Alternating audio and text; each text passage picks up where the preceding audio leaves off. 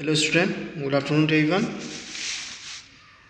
आज हम आपके मैथ सब्जेक्ट का एक्सरसाइज 10B का जो रिमेनिंग क्वेश्चन था वो सॉल्व करेंगे और फिर इसका नेक्स्ट एक्सरसाइज को क्या करेंगे, सॉल्व करेंगे। तो क्वेश्चन नंबर 1 से लेके क्वेश्चन नंबर 5 तक हम लोगों ने सॉल्व किया था। अब उसके आगे सॉल्व करते हैं। क्वेश्चन नंबर 6 लिखते हैं। In a proportion the first, second and fourth terms are. तो प्रोपोर्शन का फर्स्ट टर्म्स जो आपका दिया है 51, फर्स्ट टर्म्स का मतलब पहला नंबर जो दिया है फर्स्ट नंबर वो 51 है, सेकंड जो नंबर दिया है वो 68 है और फोर्थ नंबर जो दिया है वो 108 है। फाइंड द थर्ड टर्म्स, और हमको तीसरा टर्म्स का थर्ड टर्म्स क्या करना है, फाइंड करना है। तो कैसे फाइंड करेंगे देखते हैं। प्रोपोर्शन जब फाइंड करते हैं तो उसमें 4 टर्म्स होते हैं ना, तो थर्ड टर्म्स हमको निकालना है। तो हम लिख देंगे let the third terms equal to, हमको तो पता नहीं है तो वहाँ पे हम क्या मानेंगे, एक्स।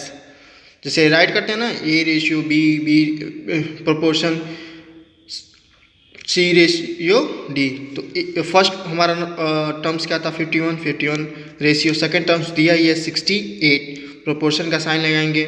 फिर थर्ड टर्म्स की जगह नंबर नहीं पता तो क्या मान लेंगे, वहाँ पे एक्स मान लेंगे। और फोर्थ टर्म हमारा दिया है कितना, 108। तो जैसे आपको बताए थे ही कि फर्स्ट टर्म को किससे मल्टीप्लाई करते हैं, फोर्थ टर्म से। तो ब्रैकेट में लिख देंगे 51 मल्टीप्लाई 108 इक्वल टू, अब सेकेंड टर्म को हम किससे मल्टीप्लाई करते हैं, थर्ड टर्म से करते हैं ना।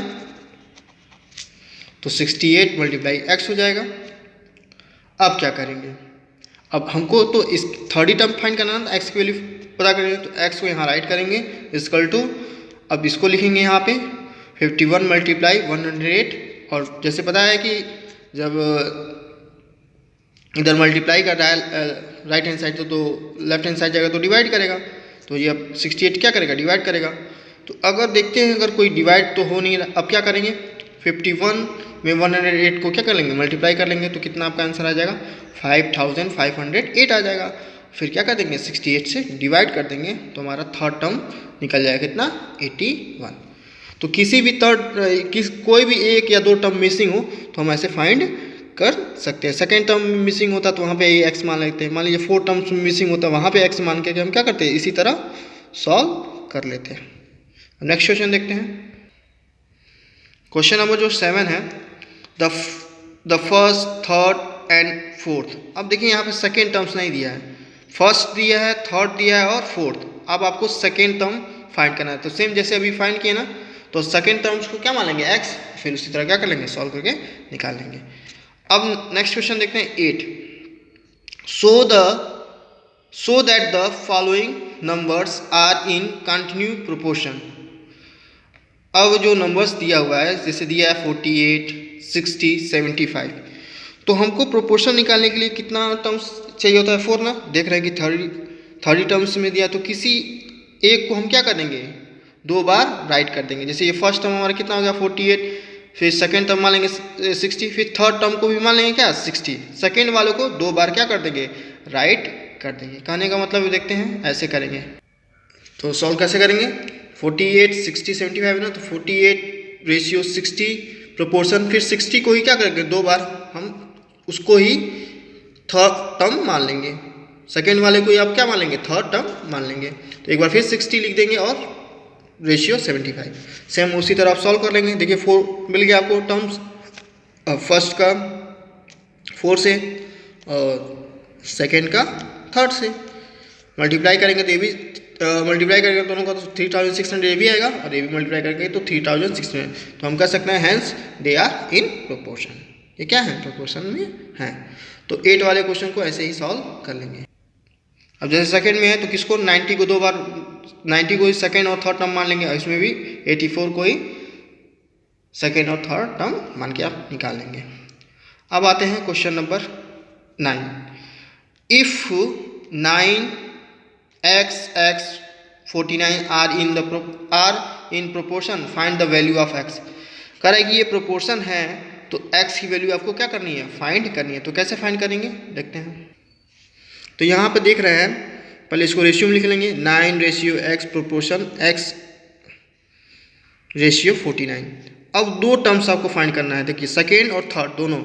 तो पहले उसी तरह से हम इसको भी करेंगे, फर्स्ट वाले को फोर्थ वाले से 4 × 49 इक्वल टू का साइन लगाएंगे, क्योंकि प्रोपोर्शन इक्वल टू दो रेशियो क्या प्रोपोर्शन के क्या होते हैं, बराबर होते हैं। और फिर इस सेकेंड वाले को थर्ड वाले से, तो x × x, जब इसको मल्टीप्लाई करेंगे तो कितना आ जाएगा 441 इक्वल टू, जब x में x से मल्टीप्लाई करते हैं तो x स्क्वायर का मतलब है जब जैसे a × a है तो a कितनी बार 2 बार है, तो उसको हम x स्क्वायर हम राइट कर सकते हैं, तो x स्क्वायर हो जाएगा। अब क्या करेंगे, x स्क्वायर को इधर लाएंगे इक्वल टू, अब यहाँ देखिए 21 कैसे आएगा, 21 किसका स्क्वायर होता, सॉरी 441 किसका स्क्वायर होता है, 20 का स्क्वायर होता है। देख लीजिए 21 कैसे आया, तो क्योंकि ये स्क्वायर में है तो इसकी वैल्यू हम किस में निकाल लेंगे, स्क्वायर में ही निकालेंगे, इक्वल कर लेंगे। तो 21 × 21 करेंगे तो देखिए उतना ही आ जाएगा, 1 1 जा 1, 2 1 जा 2, फिर 2 1 जा 2, 2 2 जा 4, तो 441 आ रहा है। तो हम क्या इसको 21 राइट कर सकते हैं। अब स्क्वायर से स्क्वायर चला जाएगा, बचेगा क्या x, तो स्क्वायर से स्क्वायर ये कट जाएगा, बचेगा x इक्वल टू 21। तो x की वैल्यू कितनी आ गई 21, तो यहाँ भी 21 हो जाएगा, यहाँ भी क्या हो जाएगा 21 हो जाएगा। तो इस तरह सॉल्व कर लेंगे। क्वेश्चन नंबर 10 और क्वेश्चन नंबर 11 भी आप क्या कर लेंगे, सॉल्व कर लेंगे। अब नेक्स्ट एक्सरसाइज देखते हैं, एक्सरसाइज 10C देखते हैं। फर्स्ट क्वेश्चन लिखा है, if the cost of 40 metre of cloth is ₹1890, find the cost of 6 metre of cloths. इसको हम किस मेथड से सॉल्व कर सकते हैं, यूनिटरी मेथड से क्या कर सकते हैं, सॉल्व कर सकते हैं। कैसे, देखिए कह रहा है कि अगर 14 मीटर क्लॉथ्स का जो कॉस्ट है वो कितना है, इतना है, तो 6 मीटर का क्लॉथ का कॉस्ट कैसे फाइंड करेंगे। तो सबसे पहले हमको क्या करना पड़ेगा, 1 मीटर का कॉस्ट फाइंड करना पड़ेगा। जैसे फॉर एग्जांपल के रूप में अगर हम ले लेते हैं, अगर कहते हैं कि एक टॉफ़ी मतलब 10 टॉफ़ी का दाम 100 रुपीज़ है, तो 12 टॉफ़ी का दाम कितना होगा। तो सबसे पहले आपको क्या करना पड़ेगा, एक टॉफ़ी का कॉस्ट निकालना पड़ेगा। तो एक टॉफ़ी का निकालेंगे तो कितना हो जाएगा 10 रुपीज़, तो 12 का, तो 10 में 12 से मल्टीप्लाई कर देंगे तो 120 रुपीज़ हो जाएगा। तो सेम इसको यूनिटरी मेथड से, तो यूनिटरी मेथड होता क्या है तो वो भी देख लेते हैं। ये यूनिटरी मेथड लिखा है ना, the method in which first we find the value of 1 unit and then the value of required number of unit is known as unitary method. Unitary method का मतलब ये है कि जब सबसे पहले इसमें हम क्या करते हैं, 1 यूनिट का वैल्यू निकालते हैं, मतलब ज़्यादा का दिया हो तो पहले 1 का निकाल के तब अधिक वाले नंबर को क्या कर लेते हैं, फाइंड कर लेते हैं। सिंपल से इसमें 2 रूल यूज करते हैं। पहले क्या करते हैं हम, टू गेट मोर, जब मोर निकालना हो तो पहले मल्टीप्लाई कर लेते हैं, ज़्यादा निकालना हो तो मल्टीप्लाई कर लेते हैं, और टू गेट लेस कम करना हो, 1 निकालना हो तो क्या कर लेते हैं, डिवाइड। जैसे इसमें लिखा था, फॉर एग्जांपल के रूप में देख लेते हैं एक, if 15 orange cost 70 rupees, what is the cost of 39 rupees. कह रहा है कि 15 जो ऑरेंजेस हैं उसका जो कॉस्ट है 70 रुपीज़ है, तो 39 का कैसे निकालेंगे। तो क्या करेंगे, पहले हम एक मतलब 1 ऑरेंज का कॉस्ट निकालेंगे। जब 1 का निकाल लेंगे तो क्या कर लेंगे, तो 39 का भी फाइंड कर लेंगे। तो 1 का जब निकालेंगे तो 1 को निकालेंगे, क्या करेंगे, डिवाइड कर देंगे, तभी ना 1 का फाइंड हो पाएगा। जब 1 आ जाएगा तो 1 में जितना उसका आंसर आएगा उसमें 39 को मल्टीप्लाई कर देंगे तो 39 ऑरेंज का क्या निकल जाएगा, कॉस्ट निकल जाएगा। तो बस इसी मेथड का यूज़ करके ऐसे ही हमको क्या करना है, क्वेश्चन को सॉल्व करना है। एक्सरसाइज आपका एक्सरसाइज 10C फर्स्ट क्वेश्चन लिखा है, if the cost of 14 metre of cloth is 1890।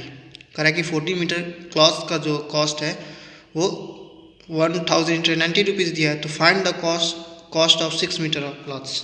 तो 6 मीटर का क्या करना है, क्लॉथ का आपको कॉस्ट निकालना है। तो बताइए कैसे 6 मीटर क्लॉथ का कॉस्ट निकल सकता है। तो सबसे पहले हमको 1 मीटर का पता होना चाहिए ना कि 1 मीटर कपड़े का कॉस्ट कितना है।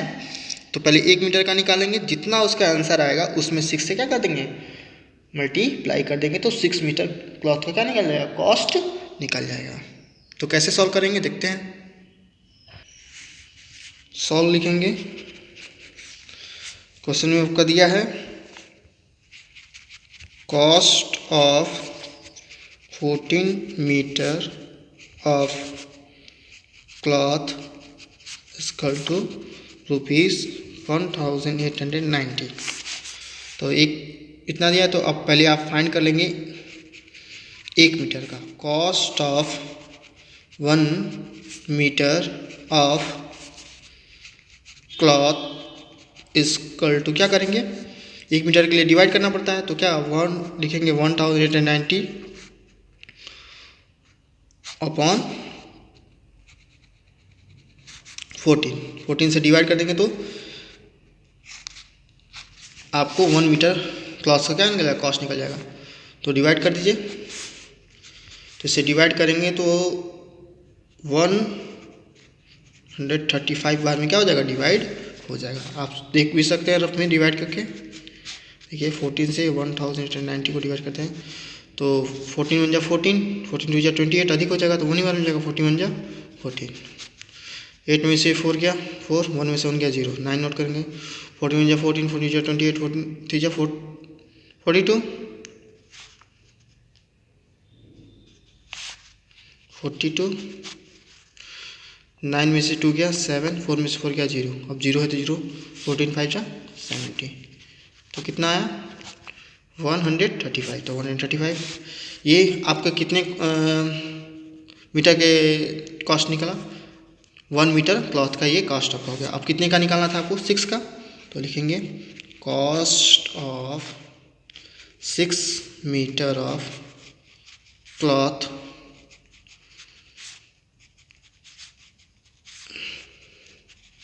इस पर आप किससे मल्टीप्लाई कर देंगे, 6 से। तो 6 5 जा 30 का 0, 3 कैरी 6 3 जा 18, 18 में 3 प्लस करेंगे तो 21 का 1 हो जाएगा, फिर 2 कैरी 6 1 जा 6, 6 2 8, तो 6 मीटर क्लॉथ का कॉस्ट हो जाएगा आपका कितना, 810 रुपीज़। तो बस इसी तरह क्या करना है, सारे क्वेश्चन को आपको पहले एक का निकालेंगे, फिर जितना दिया रहेगा उसमें मल्टीप्लाई करके क्या कर लेंगे, सॉल्व कर लेंगे। क्वेश्चन नंबर 2 देखते हैं। कह रहे if the cost of 1 dozen shops is ₹285.60, what will be the cost of 15 such shops. अब यहाँ पे लिखा है 1 डजन, तो 1 डजन में कितने नंबर ऑफ पीसेस होते हैं, तो हम जानते हैं कि एक डजन में हमारे 12 नंबर ऑफ पीसेस होते हैं, मतलब 1 दर्जन शॉप में 12 शॉप होंगे, मतलब 12 शॉप का कॉस्ट दिया है इतना, हमको निकालना है कितना, 15 शॉप का। तो पहले हम क्या करेंगे, एक शॉप का निकालेंगे, तो आपको 12 से क्या करेंगे, पहले इसको डिवाइड कर देंगे, जितना आंसर आएगा उसमें 15 से मल्टीप्लाई कर लेंगे तो निकल जाएगा। सेम उसी तरह ये भी है, पहले 1 kg का निकाल लेंगे, फिर 50 kg का निकाल लेंगे। और क्वेश्चन नंबर 4 देखते हैं। क्वेश्चन नंबर 4 भी सेम उसी तरह निकलेगा, पहले 1 मीटर का निकाल लेंगे, फिर उसके बाद 5 मीटर से मल्टीप्लाई कर लेंगे, ये भी हो जाएगा। क्वेश्चन नंबर 5 देखते हैं। लिखा है if 50 tins of same size contain 234 kg of oil, how much oil will there be in 10 such tin. तो 15 टीन में इतने हैं, तो 10 टीन में कितने केजी ऑयल होंगे। तो पहले एक टीन का निकाल लेंगे, तो 15 से इसको पहले डिवाइड कर देंगे, एक टीन का निकल जाएगा, और एक टीन का जब निकल जाएगा तो 10 से मल्टीप्लाई कर देंगे, तो ये भी हो जाएगा। इसको भी सॉल्व कर लेंगे। क्वेश्चन नंबर 6 देखते हैं। क्वेश्चन नंबर 6 से वो उसी तरह दिया है। If 12 litre of diesel is consume by A car in covering A distance 222 kilometre. कह रहा है कि एक कार है जो 12 लीटर में इतने किलोमीटर क्या कर रही है, डिस्टेंस कवर कर ले रही है। तो how many kilometre will it go in 22 litre of diesel. तो 22 लीटर डीजल में कितने किलोमीटर जाएगी। तो इसके लिए भी पहले आपको 1 लीटर में देखेंगे कि वो कितने किलोमीटर, कितने डिस्टेंस जा सकती है, कितने किलोमीटर जा सकती है। तो 12 से पहले इसको डिवाइड कर देंगे, जितना आंसर आएगा उसमें 22 से क्या कर लेंगे, मल्टीप्लाई कर लेंगे, तो आपको पता चल जाएगा 22 लीटर में कितने वो डिस्टेंस कवर कर। क्वेश्चन नंबर 7 भी उसी तरह होगा, तो इसको भी उसी तरह सॉल्व कर लेंगे।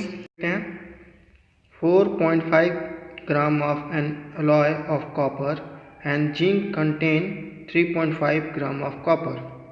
What weight of copper will there be in 18.9 gram of the alloy?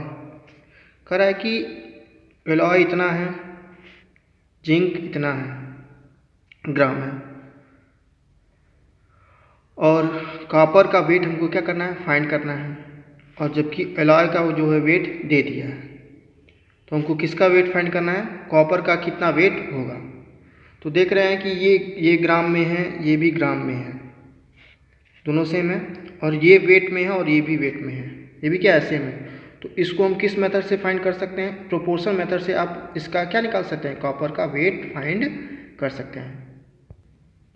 Question number 8 में पहले क्या हमको निकालना है, कॉपर का वेट। तो लिखेंगे let the weight of copper equal to x gram. हमको तो पता नहीं है क्या क्या दिया था, एलॉय का दिया था, एलॉय जो है इतने 4.5 ग्राम था, और जिंक जो था वो कितना था 3.5, एक पास हो गया। और एलॉय का वेट कितना दिया था, तो प्रोपोर्शन हो जाएगा, एलॉय का पहले वेट दिया था तो इसका लिखेंगे कितना दे दिया था 18.9 दे दिया था इसका वेट, और किसको हमको निकालना था, इसका वेट कि कितना होगा, तो x लिख देंगे। अब फर्स्ट टर्म को फोर्थ टर्म से मल्टीप्लाई करते हैं, सेकेंड को थर्ड से, तो 4.5 multiply x equal to 3.5 multiply 18.9। अब हमको क्या निकालना है, x की वैल्यू फाइंड करनी है, x यहाँ राइट करेंगे, इसको मल्टीप्लाई कर लेंगे तो कितना आ जाएगा 66.15 आ जाएगा, और इससे क्या कर देंगे 4.5 से डिवाइड करेंगे, तो 4.5 से इसको डिवाइड करेंगे तो ये कितनी बार में डिवाइड हो जाएगा, 14.7 टाइम्स में क्या हो जाएगा, 14.7 बार में क्या हो जाएगा, डिवाइड हो जाएगा। तो लिख देंगे so the weight of copper 14.9 क्या ग्राम। तो आप इसको मल्टीप्लाई करेंगे तो इतना आंसर आएगा, फिर मल्टीप्लाई करने के इसको इससे डिवाइड करेंगे तो इतना इसका वेट आपको क्या मिलेगा, मिल जाएगा। तो ऐसे सॉल्व कर लेंगे। क्वेश्चन नंबर 10 देखते हैं। Cost of 4 dozen bananas is ₹104। How many bananas can be purchased for ₹6.50। कह रहा है कि 4 दर्जन जो है आपका जो बनाना का जो कॉस्ट है इतना दे दिया। तो अभी बताया था कि 1 डजन में कितने नंबर ऑफ पीसेस होते हैं, 12। तो पहले आप 4 डजन में कितने होंगे, तो 12 में 4 से मल्टीप्लाई कर लेंगे, तो 12 4 जा 48, मतलब 48 बनाना का कॉस्ट इतना दिया है। आपको पता करना है कि 6.50 रुपीज़ में कितने हम बनाना क्या कर सकते हैं, परचेज कर सकते हैं। तो पहले सबसे पहले हमको निकालना होगा कि 1 रुपये में कितने हम बनाना क्या कर सकते हैं, परचेज कर सकते हैं। जब 1 रुपये का निकल जाएगा तो हम 6 रुपये का क्या कर सकते हैं, फाइंड कर सकते हैं। तो सॉल्व करेंगे तो लिखेंगे number of bananas that can be purchase ₹104 में हम 4 डजन था, तो डजन को हमको 1 डजन में हम जानते हैं 12 पीसेस हैं, तो 12 मल्टीप्लाई 4 कर दिए, कितना अब टोटल हमको बनाने मिल गया 48। ये 48 बनाना का कॉस्ट हमको दिया है 104। हमको पता, तो हमको निकालना है 6.50 रुपीज़ में वो कितने बनाना क्या कर सकता है, परचेज कर सकता है। तो पहले पता करेंगे 1 रुपये में वो कितना 1 रुपीज़ में कितना परचेज कर पाता है। तो लिखेंगे number of bananas that can be purchase for ₹1। तो इसमें से इसको क्या करेंगे, डिवाइड कर देंगे, तो 1 रुपीज़ का आपका निकल जाएगा। तो अभी डिवाइड नहीं करेंगे, क्या लिखेंगे, फिर लिखेंगे so the number of banana can be, क्योंकि इससे डिवाइड करेंगे तो पॉइंट में आएगा, कैन बी परचेज। अब कितने का निकालना था हमको, ₹6.50 का निकालना था। तो अब ये लिखेंगे 48/104 मल्टीप्लाई, क्योंकि 1 का निकल जाएगा तो जितना आंसर आएगा उसमें 6.5 से क्या कर देंगे, मल्टीप्लाई कर देंगे। तो पहले अब इसको ऐसे भी सॉल्व कर सकते हैं, 48 में 6.50 को पहले मल्टीप्लाई कर देंगे तो कितना आपका आंसर आ जाएगा 312 में से 140 को डिवाइड कर देंगे तो आपको पता चल जाएगा कि ₹6.50 में कितने बनाना आप परचेज कर सकते हैं, तो 3 बनाना क्या कर सकते हैं आप परचेज कर सकते हैं। तो ऐसे निकालेंगे। नेक्स्ट क्वेश्चन देखते हैं। क्वेश्चन नंबर 11 भी सेम, अभी जैसे 10 सॉल्व किए सेम उसी तरह 9, 10 और 11 सेम इसी तरह क्या होंगे, सॉल्व होंगे। 11 भी उसी तरह है। The cost of 18 chairs is, अब 18 चेयर का कॉस्ट दे दिया आपका 22,770 दे दिया है। How many such chairs can be bought for 10,120 rupees. कह रहा है कि कितने हम चेयर खरीद सकते हैं 10,120 रुपीज़ में। तो यहाँ नंबर ऑफ चेयर पूछ रहा है ना, कितने चेयर खरीद सकते हैं। तो पहले तो आपको एक चेयर का क्या निकालना पड़ेगा, वन चेयर का फर्स्ट क्या निकालना पड़ेगा, कॉस्ट निकालना पड़ेगा। तो सेम उसी तरह 18 को ऊपर राइट करेंगे, इससे रुपीज़ को डिवाइड कर देंगे तो एक चेयर का निकल जाएगा। तो इसको जैसे 10 अभी बनाना सेम उसी तरह इसको भी सॉल्व करेंगे तो आपको पता चल जाएगा कि इतने रुपीज़ में वो कितना चेयर परचेज करता है। तो ऐसे ही उसको भी राइट कर लेंगे। Number of chair that can be bought for, इतने रुपीज़ में 18 चेयर खरीदता है। और number of chair that can be bought for 1 rupees, तो 18 बाई इतना 22,770। तो अभी तो इसको डिवाइड नहीं करना है। So the number of chair can be bought, कितना पूछा था 10,120 रुपीज़ में। तो इसको पहले लिखेंगे मल्टीप्लाई 10,120। अब इसको इससे पहले क्या कर लीजिएगा, मल्टीप्लाई कर लीजिएगा। जितना आंसर है यहाँ राइट करेंगे और उसमें इससे डिवाइड कर देंगे तो आपको पता चल जाएगा कि इतने रुपीज़ में वो कितना चेयर परचेज करेगा। तो इसको निकाल लेंगे। क्वेश्चन नंबर 12, ए कार ट्रेवल 195 km इन 3 आवर्स। कह रहा है कि एक कार है जो 3 आवर्स में 195 किलोमीटर तक जाती है। क्वेश्चन क्या पूछा है आपका, पहला इसका first question, how long will it take to travel 520 kilometre. तो 520 किलोमीटर जाने में उसको कितना समय लगेगा। तो पहले तो हम फाइंड कर लेंगे कि उसको 1 किलोमीटर जाने में, 1 किलोमीटर जाने में कितना समय लगेगा। फिर 1 किलोमीटर का जब हम फाइंड कर लेंगे तो इससे मल्टीप्लाई कर देंगे 520 किलोमीटर का, तो हमको पता चल जाएगा कि वो कितने मिनट में वो, मतलब कितने घंटे में इतना डिस्टेंस वो क्या करेगा, कवर करेगा। लिखेंगे time taken by the car to travel 195 kilometre equal to 3 hours. 3 hours में वो इतने किलोमीटर जाता है। तो हम पहले 1 किलोमीटर का निकालेंगे। तो time taken by it to be 1 kilometre equal to, तो 3/195 निकालेंगे तो इसका 1 आ जाएगा, कितना समय लगता है।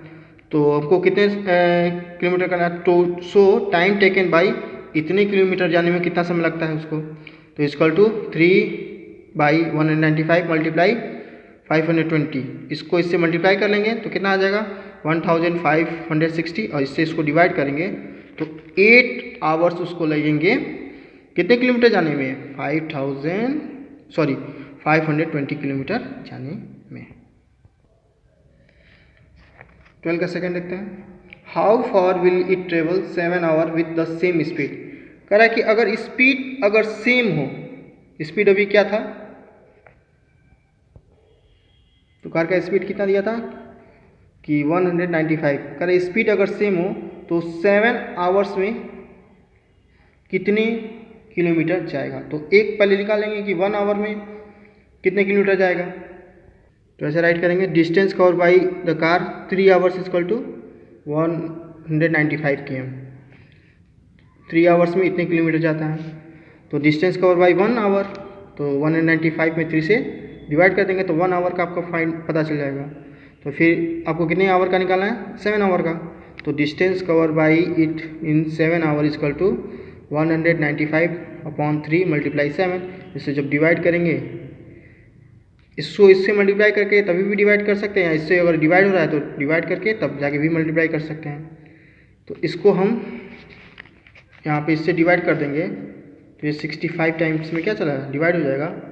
तो 65 × 7, और 65 में 7 से मल्टीप्लाई कर देंगे तो हमारा 455 किलोमीटर क्या हो जाएगा, आंसर हो जाएगा। मतलब 7 आवर में इतने। तो यहाँ तक सभी बच्चे क्या कर लेंगे, क्वेश्चन को सॉल्व कर लेंगे। So thank you and have a nice day.